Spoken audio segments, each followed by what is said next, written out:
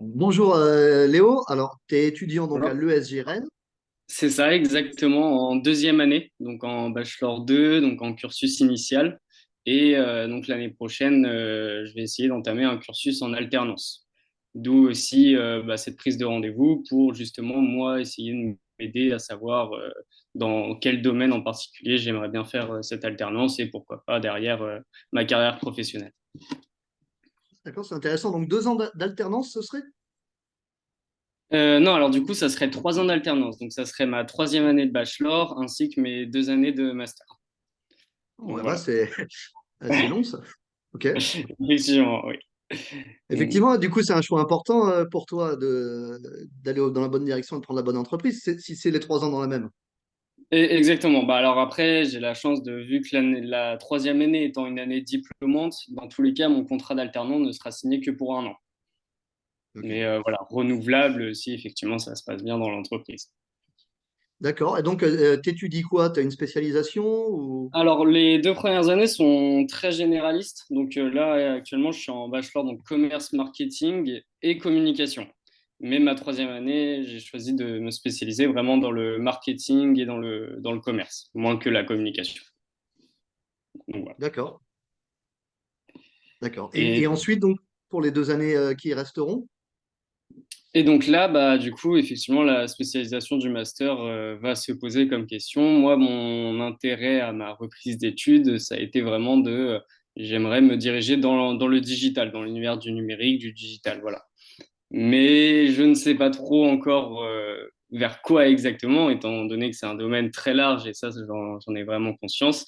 Mais du coup, voilà, donc d'où l'intérêt aussi d'avoir un cursus en alternance, pouvoir aussi découvrir vraiment sur le terrain ce que ça peut être et d'où l'intérêt aussi des rendez-vous avec My Job Glasses, demander de plus amples informations à des professionnels, en l'occurrence du domaine. Donc, voilà. D'accord. Ok, ok. Donc, peut-être pour te parler un petit peu de mon profil en accéléré. Disons, j'ai fait plus ou moins 3 carrières dans le digital. Donc, d'abord, j'ai fait une carrière dans mes études et le début de ma carrière dans le web. Après, j'ai fait Ok. une deuxième carrière en tant que dans l'audit, dans le business consulting. Et Ouais. maintenant, je fais une troisième carrière donc avec ma propre entreprise dans le marketing digital. Très bien. Et du coup, vous faites quoi concrètement dans cette entreprise en tant que marketing digital? Quelles sont les missions en fait les plus récurrentes Donc, en fait, moi, enfin, j'ai commencé à l'époque, je faisais ça un peu dans mon temps libre. J'avais ouvert mon blog. Et après, maintenant, ça fait quelques années, vu que mes blogs maintenant ont pris un peu de vitesse et commencé à avoir du trafic assez important, j'ai décidé de quitter le monde de l'entreprise et de faire de ma passion mon occupation à temps plein. Donc, moi, ce que je fais, je crée du contenu comme maintenant, par exemple, pour ma chaîne YouTube. Donc, je crée du contenu principalement pour mes blogs. J'ai 28 sites web, des choses comme ça. Et donc, mon entreprise s'occupe de monétiser ce contenu. Donc, faire des partenariats avec donc d'autres entreprises pour lesquelles je promeus leurs produits, j'explique leurs services, enfin, j'explique en quoi leurs produits ou services peuvent répondre à un problème, à une demande. D'accord. Et voilà, donc mon entreprise donc fait principalement ça, donc s'occupe de monétiser le contenu que je crée. D'accord, ok, très bien. Donc, enfin, vous vous occupez de monétiser vos propres blogs, mais aussi des externes peuvent faire appel à vous pour le coup? Alors, ouais, j'ai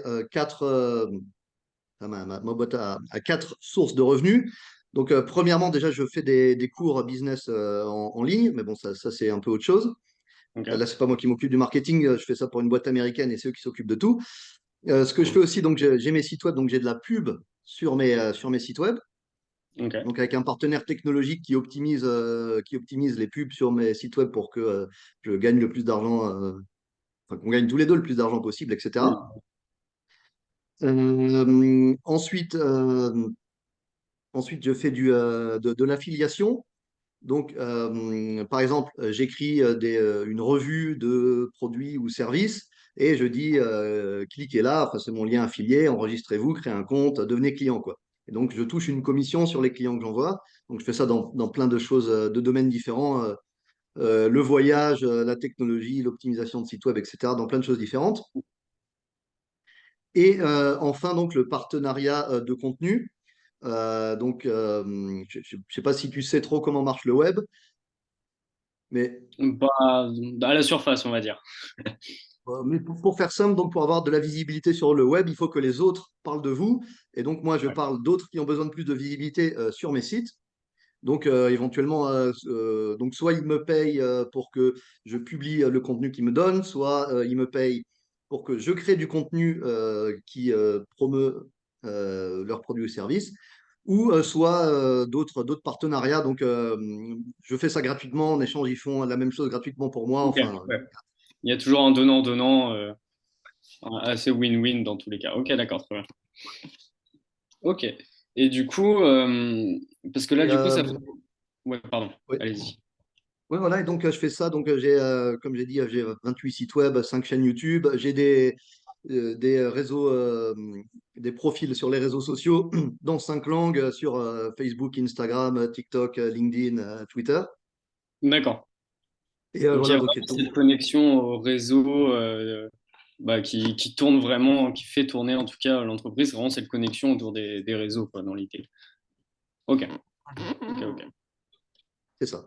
Et, et du coup, parce que votre contenu, j'imagine qu'en fonction des réseaux, n'est pas adapté de la même façon, ou si vous gardez quand même le même fond, mais est-ce que vous l'expliquez, peut-être le vulgariser plus sur votre TikTok, étant donné que c'est un réseau un peu plus jeune, pour que les gens le comprennent, ou vous partez du principe où vous êtes vraiment dans la professionnalisation, et donc vous, quand même, vous utilisez les termes sans forcément les vulgariser non plus? Comment Non, vous adaptez en fait en fonction des réseaux, c'est surtout ça la question. non, tout à fait, oui, oui. Alors, on s'adapte bien sûr en fonction des réseaux. Donc, au final, disons, le gros du contenu, pour moi, c'est toujours un article de blog qui explique la problématique en détail, la solution, etc. Ok, Euh, une vidéo un peu, je dirais, simplifiée, assez courte, autour de 5 minutes sur YouTube, etc., et aussi hébergée sur ma propre plateforme vidéo, donc qui reprend un peu ça, mais en plus général.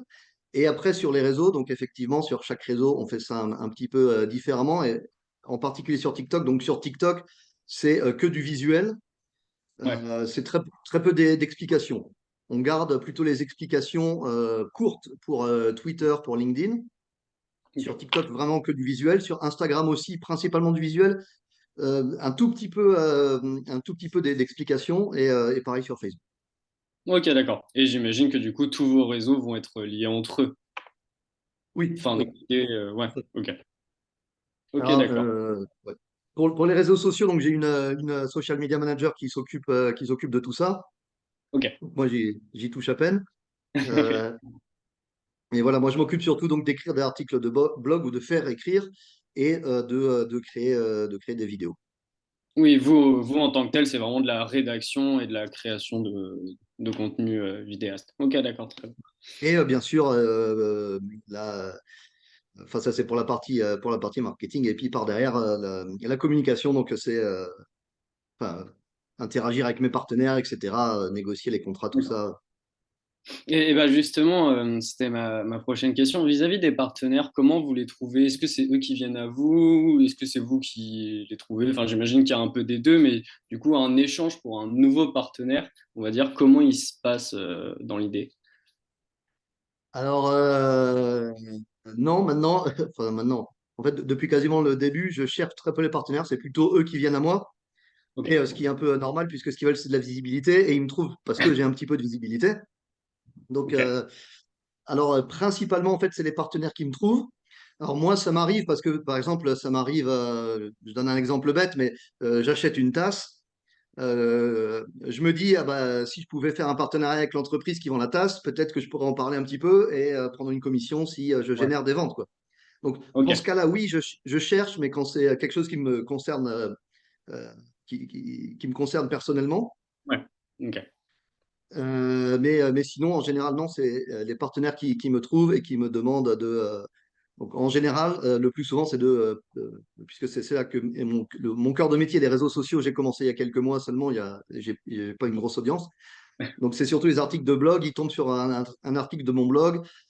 Souvent, c'est parce que je parle d'un de leurs compétiteurs, en fait. C'est ce qui se fait beaucoup. Ils cherchent où leurs compétiteurs sont et ils se disent, tiens, moi, j'y suis pas, eh ben, il faut que j'y sois. Enfin, Ok, d'accord. donc, ils me contactent, ils me disent, oh, tu parles de tel compétiteur, tu pourrais peut-être aussi parler de moi. Et puis, ouais, bien sûr. Voilà. Ok, d'accord. Oui, parce que vous êtes vraiment dans l'idée, votre blog, enfin, vos blogs vont vraiment être une analyse neutre, ou du coup, en fonction du partenariat, j'imagine qu'il y aura peut-être un parti pris vis-à-vis de cette entreprise, ou vous essayez vraiment de pas le faire, ou en tout cas pas le montrer directement. Non, c'est plutôt neutre. Si, je le montre. Et d'ailleurs, c'est obligatoire de dire qu'on est affilié, qu'on Ok, promeut le produit. Mais en général, non. Enfin, les vidéos et les tests que je fais, c'est vraiment, j'utilise le produit, je regarde comment ça marche.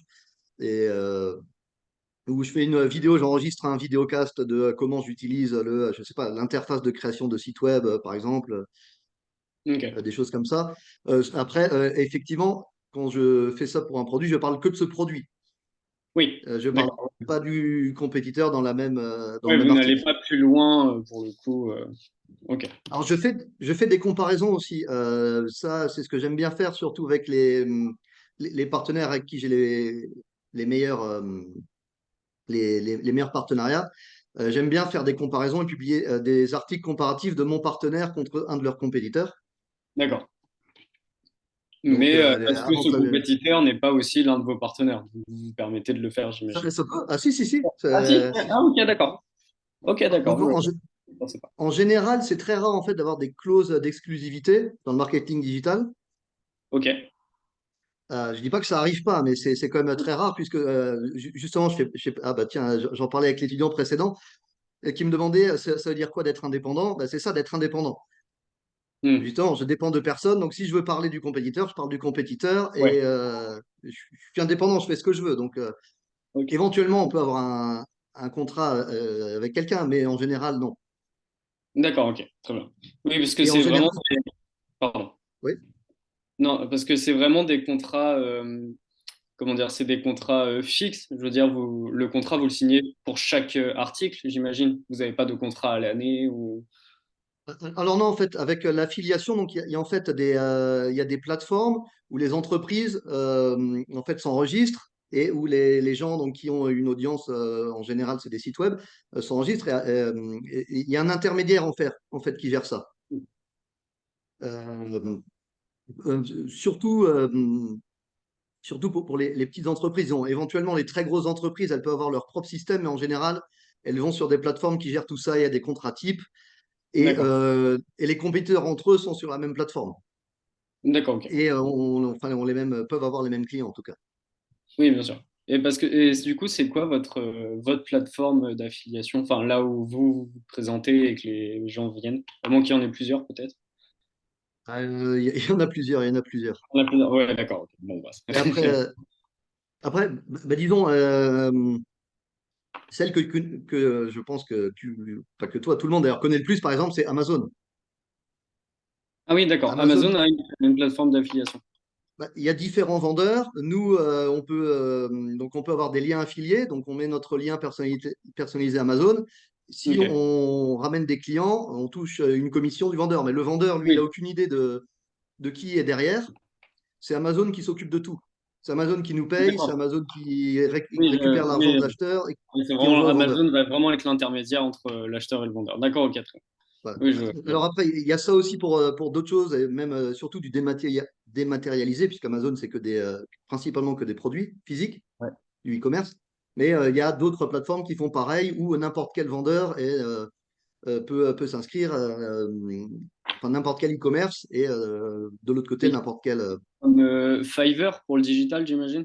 Je sais pas si ça vous parle. Fiverr, par exemple, eux, ils ont leur propre. Bah, je suis un affilié de Fiverr aussi. Et ils Ok, ont leur d'accord. propre plateforme. Ils utilisent un système. Bah, je peux même te dire le nom, tiens. Alors, c'est sur fiverraffiliates.com. Ils utilisent Sell Expert, la plateforme Sell Expert. Voilà. D'accord, ok, très bien. Ok, ok. Bah, justement, par exemple, Fiverr, c'est exactement ce que je fais. Donc, quand j'utilise les services, par exemple, d'un freelancer depuis Fiverr, ça m'arrive, j'écris un article sur comment j'ai utilisé Fiverr, qu'est-ce qui est bien, qu'est-ce qui est pas bien, qu'est-ce que ça m'a apporté. Et Ouais. éventuellement, donc, j'essaye de faire en sorte que l'article touche la plus grosse audience possible, qu'une partie de cette audience ait envie aussi d'utiliser Fiverr et en cliquant sur mon lien, fasse une première commande sur Fiverr sur laquelle je toucherai une commission. D'accord, très bien. Ouais.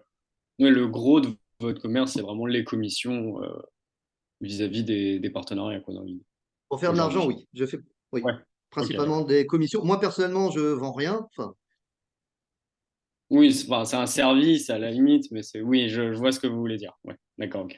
c'est ça, oui. Et, euh, et du coup, pour revenir un peu sur tout ça, comment, ou en tout cas, d'où vous est venue cette idée vraiment de se lancer en indépendant et vraiment dans ce domaine, enfin, les motivations, les prérequis, peut-être aussi. J'avoue que ça m'intéresse beaucoup. Alors déjà, c'est que des opportunités. C'était pas spécialement planifié. Ok, Donc, j'ai ouvert mon premier site il y a, je sais plus maintenant exactement, 10 ans et quelques, quand je cherchais un travail, après avoir fini ma première carrière dans le web. Enfin, je ne savais pas encore que j'allais arrêter de travailler dans le web, mais oui, oui, je oui. cherchais un nouveau job. Donc, j'ai ouvert mon CV en ligne, disons, pour chercher un job. Après, j'ai trouvé un job, j'ai travaillé pendant 7 ans dans l'audit. Donc, Ok, pendant ce temps, pendant mon temps libre, en fait, parce que des fois, ça m'arrivait de chercher pendant des jours pour un client une réponse sur Google, comment régler ce problème. Et au moment où je trouve comment régler le problème et que je me dis bah, pourquoi personne l'a simplement écrit sur son site, je me dis bah, peut-être il faudrait que ce soit moi. Donc j'ai transformé mon CV en ligne en blog un peu professionnel, donc pendant mon ok. temps libre. À la fin de cette carrière, donc à un moment où j'avais un petit peu atteint le plus haut dans ce que je pouvais faire pour eux et que j'avais envie surtout d'avoir plus de temps libre en fait pour pouvoir aller voir ma famille quand je voulais. Mhm. Puisque bon, dans l'audit, c'est 100% de déplacement. Je prenais 8 avions par semaine. J'ai habité pendant 6 ans dans les hôtels à temps plein. Ouais. Alors, j'adore ça, mais le problème, c'est que je ne pouvais pas choisir moi-même où j'allais. Et Oui, c'est ça qui m'a dérangé. Et quand mon père a eu des problèmes de santé et que j'ai pas pu aller le voir, je me suis dit, ah, c'est plus ce que j'ai envie dans ma vie. Voilà. Donc, à côté de ça, j'avais mes sites qui commençaient à avoir une petite audience. Puis je me suis dit, bah, je vais essayer, je me donne 2 ans. Si d'ici 2 ans, j'arrive à gagner assez, disons, en tout cas pour payer mes factures, et ben, je continue. Et puis sinon, je me remets en question, quoi. ouais, ok, Donc c'est ce que j'ai fait. Donc pendant 2 ans, j'ai essayé de faire ça. Enfin, la première année, je voulais surtout développer mon site de voyage, mon deuxième site. J'ai fait un d'accord. tour du monde en solo pendant un an. Ouais, j'ai développé mon site. À la fin de l'année, je commençais à gagner juste assez d'argent pour pouvoir payer, en fait, de vivre à temps plein en faisant le tour du monde en voyageant. Génial, ok. Et le Covid a commencé. Ah, ouais. Voilà, donc depuis, j'ai un peu laissé tomber le voyage et c'est pour ça que c'est bien aussi. J'ai 28 sites web et tout ça. C'est pour ça que c'est bien aussi, en tout cas dans ce que je fais, d'avoir un portefeuille d'activités un peu varié parce qu'il y en a toujours qui Oui. montent, qui descendent. Et quand on a Ouais, voilà, ça permet de stabiliser les rentrées et les sorties. Ouais, ok. voilà. Alors, parce que si j'avais dépendu que sur le voyage, enfin, ce qui était quasiment le cas d'ailleurs, Oui, c'est vrai que le Covid n'aurait pas aidé. ouais. Ok, je vois, je vois. Et parce que oui, dans ce que vous faites là, aujourd'hui, dans votre entreprise, est-ce que, comment dire, est-ce que vos carrières précédentes ont eu un réel impact sur ce que vous faites aujourd'hui? Ou si vous aviez pu commencer aujourd'hui déjà ce que vous faites en sachant que ça allait marcher ou autre, est-ce que vous auriez pu vous passer en fait de vos carrières précédentes? Ouais, j'aurais pu m'en passer, bien sûr, mais en fait, tout ce qu'on fait sert à quelque chose, hein. Oui, bien sûr, oui, oui, oui. Même les mauvaises expériences, j'en ai eu des très mauvaises expériences professionnelles. Reste que ça a quand même servi à apprendre des choses. Bien Mais sûr. disons que ça m'a permis, oui, d'avoir un petit peu mais surtout la confiance en moi-même, disons, d'essayer de me dire que même si je me plante, je sais faire autre chose, donc c'est pas très grave. Ouais. Ouais, il y avait ce Parce côté que un peu bagage qui pouvait aider, quoi. Ok. voilà, alors que si j'avais pas eu les expériences professionnelles avant, se lancer tout seul. On se dit, si on se plante et qu'en plus on n'a pas d'expérience, enfin on sait rien faire entre guillemets, personne ne voudra de nous. Ouais. Et, euh, ouais, je pense pas, bah, enfin, je sais d'ailleurs que je me serais pas lancé. D'ailleurs, je me suis pas lancé avant ces expériences professionnelles. Alors que si je l'avais fait, je serais bien plus loin que là où je suis maintenant. Mais Oui, mais en même temps, voilà, il n'y avait pas cette sûreté et cette confiance de pouvoir le faire non plus, d'où le fait que ça n'ait pas été fait. Ok, je ouais. comprends, je comprends. Ok, très bien. Mais par contre, si je pouvais revenir en arrière et changer quelque chose, ce serait de commencer beaucoup plus tôt dans ma vie, disons, juste utiliser un peu de mon temps libre pour développer ma passion jusqu'au jour où Ouais, ça peut éventuellement devenir soit un complément de salaire, soit une activité à temps plein, comme c'est le cas maintenant, dans le meilleur des cas. Mais ouais, c'est ça, ouais, vraiment la réorganisation du temps pour se permettre de le faire. Ok, d'accord, je vois. Très bien. Et bah, écoutez, moi, j'ai plus beaucoup d'autres questions, honnêtement. Vous avez répondu d'accord. à toutes les questions enfin, qui me venaient là, donc Eh ben, super. Eh ben, en tout cas, je te souhaite une bonne continuation dans tes études et bonne chance pour ton et bah, alternance merci et le beaucoup, reste. c'est très gentil. Et puis bah, merci d'avoir accepté quand même cette réunion, c'est très très gentil. Merci beaucoup. Avec plaisir. Bonne journée. Merci.